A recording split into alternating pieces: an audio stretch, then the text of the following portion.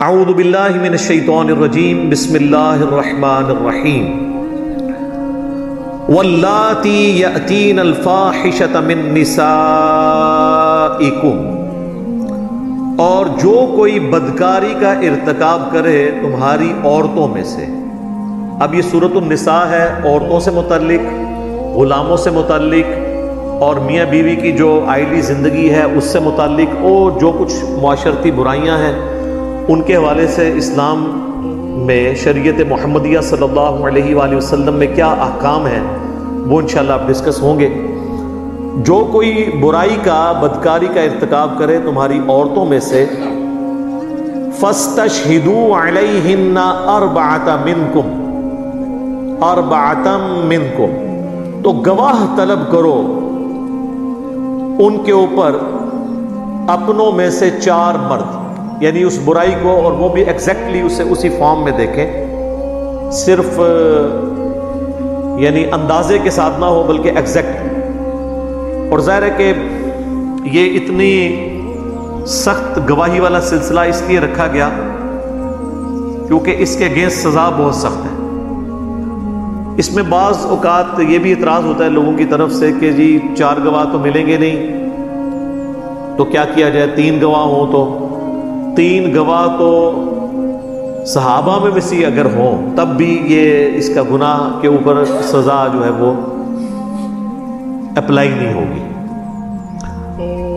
ہاں ایک بات ضرور ہے کہ 4 گواہ والا جو مسئلہ ہے یہ اس برائی کو جانچنے کا ایک ذریعہ ہے۔ اس کی ماڈرن فارمز بھی ہو سکتی ہیں بشرطے کہ اس میں کوئی ایشو اور طرح کا انوالو نہ ہو، جس طرح کہ ڈی این اے ٹیسٹ ہے، سی سی ٹی وی ویڈیو ہے، بشرطے کہ اس میں کوئی ایسا ایشو نہ ہو۔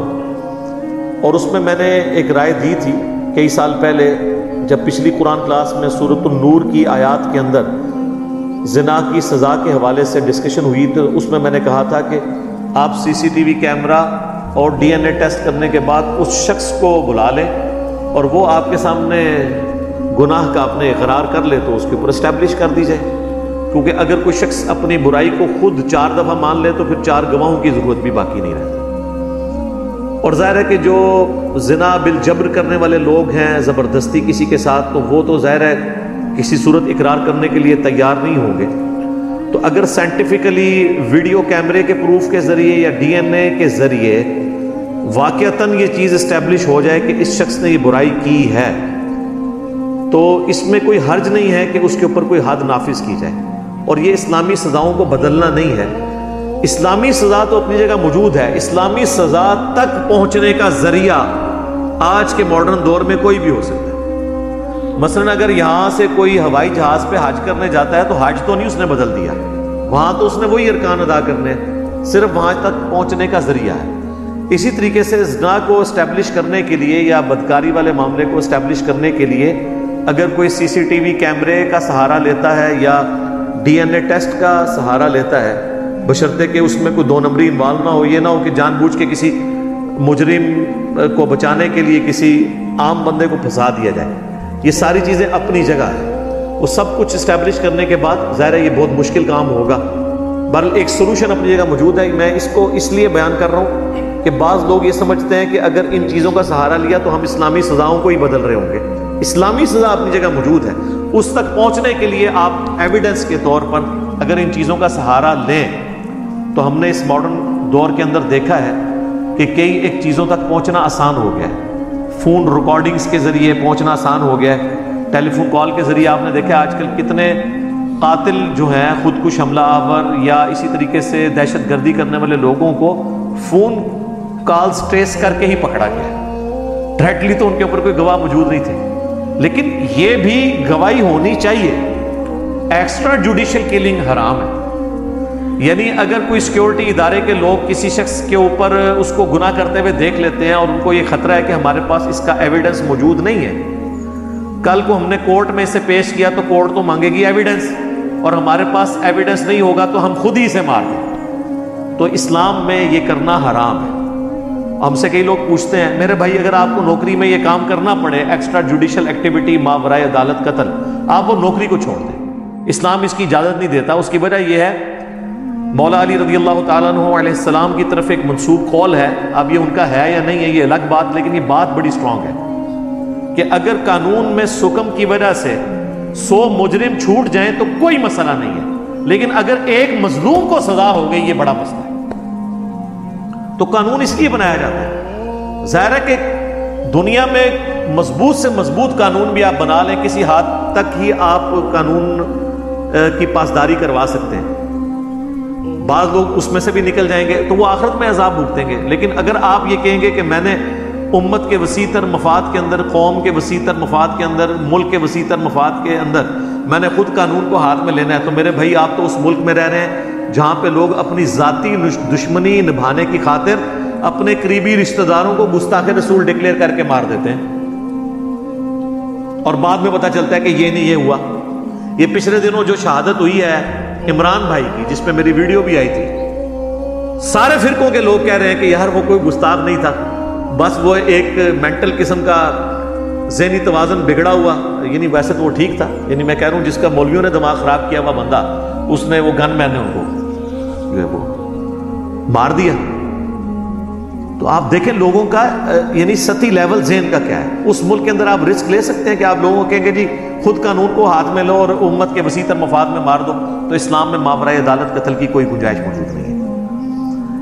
تو اللہ تعالیٰ مارا ہے کہ 4 مرد گواہ ہوں، فَإِن شَهِدُوا فَأَمْسِكُوهُنَّ فِي الْبُيُوتِ، اور وہ گواہی دے بھی دے کہ انہوں نے برائی کرتے ہوئے دیکھا ہے، اور فزیکلی ایگزیکٹلی اسی فارم کے اندر، تو پھر ایسی عورتوں کو گھروں میں قید کر دو، حَتَّى يَتَوَفَّاهُنَّ الْمَوْتِ، یہاں تک کہ انہیں موت آ جائے. اور یہ حکم پہلے کا تھا. یہ پھر منسوخ ہو گیا سورۃ النور کے اندر جا کے، جہاں پہ پھر آگے چل کے سزا آ جائے گی کہ اگر وہ شادی شدہ ہیں، اس کی سزا تو قرآن میں نہیں آئی، غیر شادی شدہ کی آئی کہ 100 کوڑے لگائے جائیں گے مرد و عورت کو. اور اگر شادی شدہ ہیں تو اس کی سزا بخاری اور مسلم میں آئی. اہل سنت اہل تشیع دونوں کے ہاں تواتر کے ساتھ یہ حدیث موجود ہے کہ شادی شدہ اگر کوئی بندہ زنا کرے گا تو اسے سنسار کیا جائے گا، زمین میں گاڑ کے پتھروں کے ساتھ اسے قتل کیا جائے گا. ابھی سزا بڑی سخت ہے. نبی الاسلام کے مبارک دور میں بھی، صحابہ کے دور میں بھی چند ایک واقعات ملتے ہیں یہ اسٹیبلش ہوئی، لیکن اس سزا تک پہنچنے کے لیے ایویڈنس پورے ہونے ضروری ہے.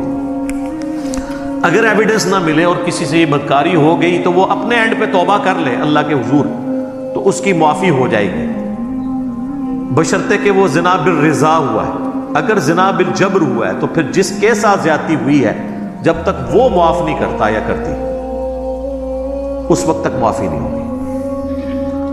تو اللہ تعالیٰ فرما رہا ہے کہ 4 گواہی دے دیں تو پھر اس ایسی عورت کو قید رکھو گھر کے اندر یہاں تک کہ موت اسے آ جائے.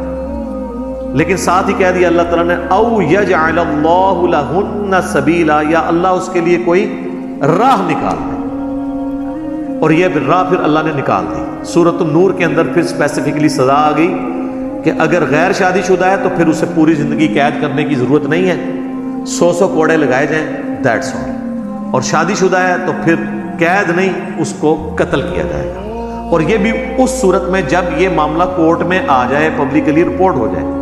اگر کہیں چھپ کے 2 مرد و عورت نے آپس میں منہ کالا کیا اور اس کی خبر عوام میں نہیں آئی، وہ خود ہی اللہ سے توبہ کر لیں تو یہ توبہ کافی ہوگی، بشرطے کہ وہ بالرضا ہوا. لیکن اگر کسی شخص نے کسی کے ساتھ جبرن زیادتی کی ہے تو اس سے جا کے علیحدہ میں اس سے معافی مانگی جائے. لیکن ونس مسئلہ کورٹ میں آ جائے گا تو کورٹ میں پھر معافی نہیں ہوگی، پھر حد قائم ہوگی، کیونکہ وہ پبلکلی واقعہ رپورٹ ہو گیا. تو اس میں پھر جج کا بھی اختیار نہیں ہے، نہ مظلوم کا اختیار ہے کہ وہ ظالم کو معاف کر سکے، کہ اس کے اوپر پھر حد جاری ہوگی اس اسپیسیفکلی کیس کے اندر. ورنہ تو ڈیٹرس نہیں رہے گی. تو اسلامی سزاؤں کو سخت اس لیے اتنا رکھا گیا کہ سزا ایک کو ہو اور لاکھوں کے لیے ڈیٹرس ہو جائے اور وہ اس برائی سے بچ جائیں. مجھے بتائیں یہ جو لوگ اس طرح کی بدکاری کرتے ہیں، چھوٹے بچوں اور بچیوں کو اپنی ہوس کا نشانہ بناتے ہیں، اگر اعلانیہ ان کے ساتھ یہ سزاؤں والا معاملہ ہو تو دہشت نہیں پھیل جائے گی؟ یہاں تو لوگوں کو یہ یقین ہوتا ہے کہ ہم جو ہے وہ اچھا وکیل کر کے، اور جس کے پاس زیادہ پیسہ ہے تو وہ جج ہی کر لے گا اور چھوٹ جائے گا، تو وہ شیر ہے۔ لیکن جب یہ پتہ ہوگا کہ یہ پکڑ ہو جانی ہے، آپ دنیا میں دیکھ لیں، یہاں پہ ٹریفک سگنل کے اندر موٹر وے کے اوپر لوگ کتنی احتیاط سے چلتے ہیں، جی ٹی روڈ پہ اتنی احتیاط نہیں کرتے کیونکہ پتہ ہے کہ یہاں پہ چھٹکارے والی کوئی چانس بن سکتا ہے۔ اور اب اگر آپ چلے جائیں دبئی میں، وہاں پہ آپ کوئی روڈ سے روڈ ڈرائیور بھی، بدماش سے بدماش ڈرائیور بھی وہاں ذرا قانون توڑ کے بتائے نا، وہاں اس کو خطرہ ہوگا کہ مجھے اٹھا کے پرے ماریں گے۔ اور وہاں آپ دیکھیں گے یہی سارے لوگ بڑے شریف بنے ہوئے ہوتے ہیں، اور یہی لوگ پاکستان میں آ کے تو آپ کو گندگی پھیلاتے ہوئے نظر بھی آئیں گے، اوور سپیڈنگ کرتے ہوئے نظر آئیں گے، کیونکہ یہاں پہ قانون کی حکمرانی نہیں ہے۔ تو دنیا میں بھی جہاں پہ قانون کی حکمرانی ہے تو آپ دیکھیں گے وہاں پہ معاملات کتنے بہتر ہیں۔ دنیا میں 2 ملک ایسے ہیں جہاں پہ کرائم ریٹ دنیا میں سب سے لوسٹ درجے کے اوپر ہے، سعودیہ کے اندر اور ایران کے اندر، کیونکہ وہاں پہ سزائیں ہیں اور بڑی سخت سزائیں، اکثر سزائیں تو اسلامی ہیں اور وہ نافذ ہو رہی ہیں۔ چور کے ہاتھ کٹتے ہیں، قاتل کو قتل کیا جاتا ہے اور پبلکلی قتل کیا جاتا ہے۔ یہ جو بعض لوگ کہتے ہیں نا کہ یہ قتل کی سزا اعلانیہ جو ہے یہ کوئی ظلم ہے، اسلام میں تو سورہ نور میں آئے گا کہ جب سزا دی جا رہی ہو تو مسلمانوں کا ایک گروہ اس کو ویٹ کرے گا، دیکھے گا